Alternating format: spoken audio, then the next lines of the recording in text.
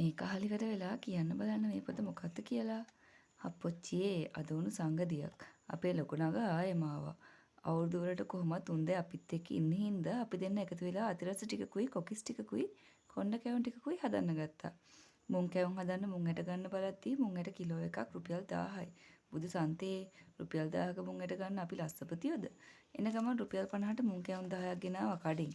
ඔන්න අපි කොකිස් බදින අතරේ මම ලොකු නංගිට පෙන්නුවා එදා මගුල් ගෙදර පින්තූර Facebook එකකින්.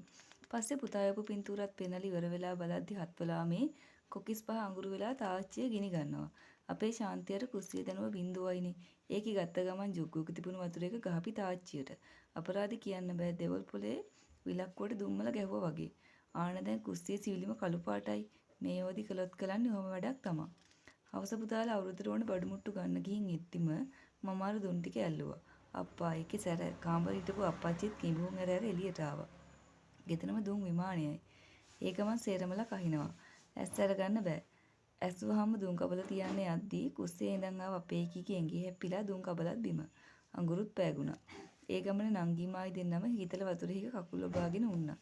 අපේ ඒකේ සැර හැටියට නම් අපල වලට හොඳ ඇති. කැවුම් කොකිස් හදලා අතපයත් අමාරුයි. මම නම් වාත් තෙල් ටිකක් ගාගත්තා. නංගිටත් අමාරු ඇති. උන්දරත් කිව්වා නිදා ගන්න කලින් තෙල් ඩිංගිත්තක් ගා ගන්න කියලා. ඉතින් මේකෙන් තමයි ඊගව රිවිව් එක ගේන්නේ. පොත දන්න අය කමෙන්ට් එකක් දාන්න.